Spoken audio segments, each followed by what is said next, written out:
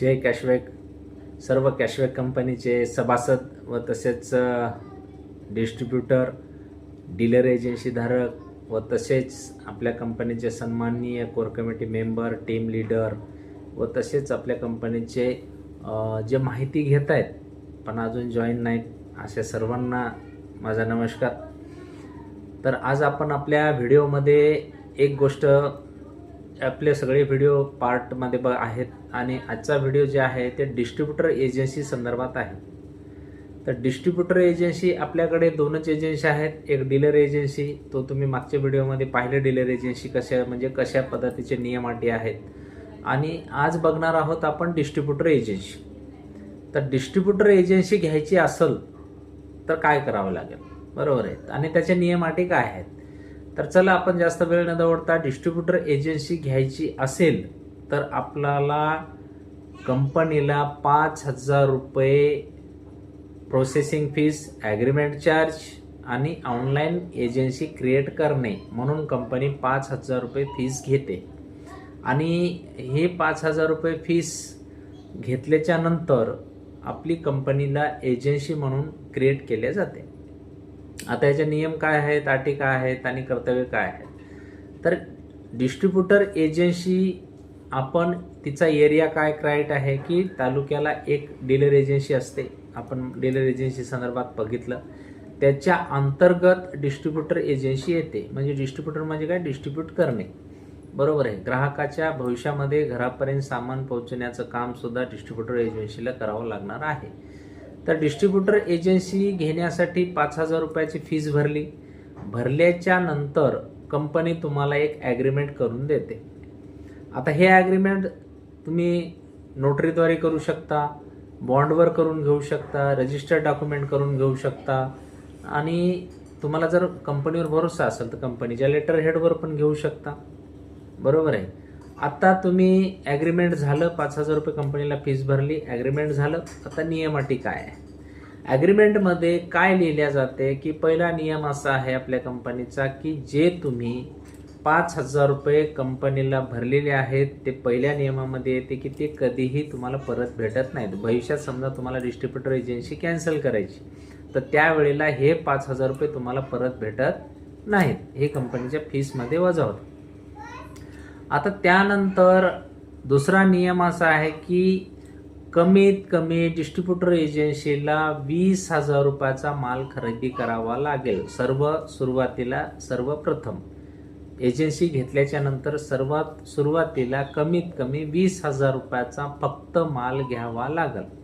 जास्तीत जास्त लाख रुपयाचा घ्या, 2 लाखाचा घ्या, 10 लाखाचा घ्या, बरोबर आहे, पण कमीत कमी 20,000चा माल खरेदी करावा लागेल. म्हणजे डिस्ट्रीब्युटर एजन्सी सुरुवात करण्यासाठी 5,000 रुपये प्रोसेसिंग फीस आणि 20,000 रुपयाचा माल खरेदी करणे, असा 25,000 रुपयामध्ये डिस्ट्रीब्युटर एजन्सी आपल्या कंपनीची चालू होते. म्हणजे खूप कमी किमतीमध्ये डिस्ट्रीब्युटर एजन्सी घेऊन तुम्हाला इन्कम स्रोत तयार करता येते, एक स्वतःचा दुकानदारी चालू करता येते, बरोबर आहे. साधं एखादी पानपट्टी टाकायची म्हणलं तर तुम्हाला 2-3 लाख रुपये खर्च येतो. किराणा दुकान टाकायचा म्हणलं तर 5 लाख रुपये खर्च येतो. पण हेच दुकानच्या पुढचं, कारण आपल्या कंपनीचे प्रोडक्ट किती आहेत आजच्या तारखेमध्ये, 50 ते 55 प्रोडक्ट आपल्या कंपनीचे आहेत. स्वतःच्या डेली नीड्समध्ये आपली कंपनी काम करते, स्वतःचं मॅन्युफॅक्चरिंग आहे. त्यामुळं 25,000मध्ये एवढे प्रोडक्ट तुम्ही घेऊन सुरुवात करू शकता. भविष्यामध्ये आपली कंपनी 300 प्रोडक्ट आणणार आहे, बरोबर आहे. तर ज्या वेळेला हे 300 प्रोडक्ट तुमच्यापाशी असतील एजन्सी धारक म्हणून, त्यावेळेला तुम्ही एक मोठे दुकानदार होऊ शकता, कंपनीचे एक मोठे दुकानदार होऊ शकता. कंपनीचा ग्राहक तुम्हाला ऑलरेडी भेटायला आहे, सपोर्ट भेटायला, सिस्टम भेटायली, कंपनीचे लीडर लोक तुम्हाला सपोर्ट करण्यासाठी भेटायलेत. म्हणजे तुम्ही स्वतःचा 10-5 लाख रुपये खर्च करून जर व्यवसाय टाकायचा म्हणला तर सपोर्ट कोणी असते का, तुम्ही एकटे असता. 5 लाख स्वतःचे खर्च आहे, ते सपोर्ट करायला कोणी नसते, तुम्हाला एकट्याला तो व्यवसाय चालवायचा असतो. चालेल नाही चालेल याची गॅरंटी नाही, पण cashback online grocery private limited ही कंपनी चालणारी आहे, चालत आहे आणि भविष्यात भारतात जाणार आहे, बरोबर आहे. त्यामुळं आज रोजी तुमच्याकडे आपल्या कंपनीची डिस्ट्रीब्युटरशिप किंवा लायसन असणं गरजेचं आहे, तरच तुम्हाला ते विक्रेता म्हणून आपल्याला काम करता येते. बरोबर आहे. याच्यामध्ये डबल इन्कम आहे, तुमच्या टीमचं पण इन्कम तुम्हाला भेटते, जसं त्या मागच्या व्हिडिओमध्ये सांगितलं आपण. आणि एजन्सीचं पण इन्कम घेता येते. जर तुम्ही डिस्ट्रीब्युटर एजन्सी कमी पैशात घेऊन जर चालू केलं तर तुम्हाला डबल इन्कम घेता येते. आता डिस्ट्रीब्युटर एजन्सी धारकाचा दुसरा नियम असा आहे की ज्या वेळेला तुम्ही 20 कंपनीच्या नियमाप्रमाणे सुरुवातीला 20,000 रुपयाचा माल खरेदी करायचं ठरलं, त्यावेळेला तुम्ही कंपनीला 20,000 रुपये कंपनीच्या खात्यामध्ये टाकणार. कंपनीच्या खात्यात 20,000 रुपये टाकले की जसेही टाकले त्या तारखेमध्ये कंपनी तुम्हाला तुमच्या एजन्सी ID वर 20,000 रुपयाचं डिपॉझिट करेल. लगेच तुम्हाला रिटर्न तुमच्या एजन्सी ID वर डिपॉझिट करेल. डिपॉझिट केल्याच्या नंतर ते 20,000 रुपये ज्या डीलर एजन्सी अंतर्गत तुम्ही डिस्ट्रीब्युटर एजन्सी घेतला त्या एजन्सी धारकाकडे तुम्ही जायचं आहे आणि ते तुमच्या खात्यावर असलेले 20,000 रुपयाचं डिपॉझिट त्या डीलर एजन्सी धारकाच्या खात्यावर ट्रान्सफर करायचं आहे. म्हणजे ऑर्डर कोणाला करायची? डीलर एजन्सीला ऑर्डर करायची. तुमच्या खात्यात ज्यावेळेस कंपनी 20,000 डिपॉझिट करेल त्यानंतर तुम्हाला ज्या एजन्सी अंतर्गत तुम्ही डिस्ट्रीब्युटर एजन्सी घेतलेली डीलर एजन्सी अंतर्गत त्या डीलर एजन्सीला तुम्ही ऑर्डर करायची आहे. कशाची? प्रोडक्टची ऑर्डर करायची आहे. प्रोडक्टची ऑर्डर केल्यानंतर त्या एजन्सीला तुमच्या खात्यातले जे काही डिपॉझिट बॅलन्स होतं ते बॅलन्स त्या डीलर एजन्सीच्या डिपॉझिट अकाउंटमध्ये जाईल आणि ती डीलर एजन्सी तुम्हाला तेवढ्या रुपयाचं जे काही प्रोडक्ट तुम्ही मागवलेलं आहे, ऑर्डर केलेली आहे, ते प्रोडक्ट तुम्हाला आणून देईल. दिल्याच्या नंतर तुम्ही त्या तारखेपासून त्या डिपॉझिटमधून त्या ऑर्डर केलेल्या प्रोडक्टमधून तुमच्याकडे जॉईनिंग धारक जर कोणी आला, आपल्या कंपनीचे जॉईन होणारे लोक आहेत, म्हणजे पॅकेज खरेदी करणारे लोक आहेत, हे पॅकेज खरेदी करणारे लोक तुमच्याकडे आल्याच्या नंतर त्याला ते पॅकेज जे काय त्यानं सिलेक्ट केलंय, पॅकेजमध्ये जे काय त्यांनी प्रोडक्ट सिलेक्ट केलेलं आहे ते प्रोडक्ट देऊन त्याचं ॲक्टिवेशन तुम्हाला स्वतः करता येते. तर असं पॅकेज ॲक्टिवेशन जर तुम्ही स्वतः केलं तर तुम्हाला 5% कमिशन मिळते. हे पहिलं कमिशन आहे तुमचं. आता दुसरं कमिशन आहे की रिपर्चेसला जर तुमच्याकडे आलं कोणी, म्हणजे डबल खरेदीला आलं किंवा दुय्यम खरेदीला आलं किंवा नंतर जॉईन असलेला व्यक्ती तुमच्याकडे परत खरेदीला आला, तर त्यावेळेला कंपनी जे काय तुम्ही रिपर्चेसमध्ये माल सेल केला किंवा त्या सभासदाला दिला तुमच्या याच्याहून, तर त्यावेळेला त्या रिपर्चेस खरेदीवर तुम्हाला 7% म्हणजे 7% कमिशन आहे. हे 2 नंबरचं कमिशन मिळतं तुम्हाला. त्यानंतर कंपनीकडे FMCG म्हणजे डेली नीड्सच्या वस्तू आहेत.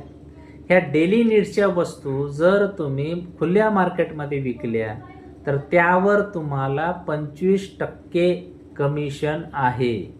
म्हणजे तुम्ही काय काय करू शकता? पॅकेज ॲक्टिवेशन केलं 7% भेटतात. त्यानंतर रिपर्चेसवाल्याला माल दिला, माल सेल केला तर त्याच्यावर तुम्हाला 7% भेटते, बरोबर आहे. त्यानंतर तुम्ही खुल्या मार्केटमध्ये विक्री केली तर तुम्हाला 25% म्हणजे 25% कमिशन मिळते, बरोबर आहे. सॉरी.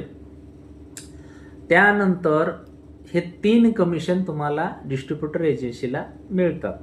आता नियम असा आहे की डीलर एजन्सी धारकाकडून तुम्हाला सुरुवातीला हमेशासाठी ज्या वेळेला तुम्ही ऑर्डर करता त्यावेळेला त्याकडून तुम्हाला MRP रेटने माल येतो. MRP रेटने माल आल्याच्या नंतर तुम्हाला मी आत्ता या अगोदर सांगितलं तसं कमिशन भेटते. ते कमिशन दर सोमवारी तुमच्या खात्यामध्ये पेआउट सोबत जमा केल्या जाते. त्यानंतर तुमच्याकडे आपल्या कंपनीचा सभासद आला, त्याला ॲग्रो आणि हेल्थ आणि लेडीज पॅड यावर 50% डिस्काउंट आहे अधिकृत सभासदासाठी. आणि त्या सभासदाने जर तुमच्याकडे रिपर्चेस केलं तर त्या 50% मध्ये त्याला आपल्याला ते सामान, ते प्रोडक्ट द्यायचं आहे. आता ते प्रोडक्ट तुम्ही त्याला दिलं तर तुमची 50% रक्कम जी गुंतवलेली आहे MRP रेटनं जे तुम्ही खरेदी केलेलं आहे ते 50% रक्कम आणि तुमचं कमिशन त्या आठवड्यामध्ये जेवढं काय रिपर्चेसमध्ये जे 50% डिस्काउंटमध्ये माल जाईल त्याचा जे काही डाटा तयार होईल त्या डाट्यानुसार तुम्हाला दर सोमवारी ते 50% तुमचं अडकलेलं जे काही समजा इन्व्हेस्टमेंट आहे, जे काही रक्कम आहे ती रक्कम आणि वरून कमिशन असं दोन्ही मिळून तुम्हाला रिटर्न केल्या जाईल. म्हणजे तुम्ही गुंतवलेली रक्कम रिटर्न केल्या जाईल आणि ज्या व्यक्तीला 50% मध्ये दिलेलं आहे ते 50% आणि त्याच्यावरलं कमिशन असं दोन्ही मिळून तुम्हाला रिटर्न केल्या जाईल. त्यामुळं कन्फ्युजन करून घ्यायचं नाही की मला MRP रेटनं माल भेटला आणि मी डिस्काउंटमध्ये कसं देऊ. डिस्काउंटमध्ये बिंदास द्यायचं आहे. त्याच्यानंतर डेली नीड्सच्या वस्तूवर 20% डिस्काउंट आहे, पण ते तुम्हाला डिस्काउंट काटून द्यायचं नाहीये. तर ते डिस्काउंट कंपनी त्यांना कॅशबॅक देणार आहे. कोणाला? सभासदाला कॅशबॅक देणार आहे. तो तुम्हाला MRP रेटनं द्यायचं आहे. त्यानंतर आपल्या कंपनीमध्ये सभासदांच्या इन्कम मधून रिपर्चेस करावं म्हणून 15% रक्कम कपात केली जाते. ती 15% कपात केलेली रक्कम जर महिन्याच्या 1 तारखेपासून ते 15 तारखेपर्यंत तुम्ही जर माल खरेदी केला नाही तर ती रक्कम लॅप्स होते. म्हणून ते जे सभासद आहेत रक्कम लॅप्स होण्यापेक्षा तुमच्याकडे खरेदीला येतात.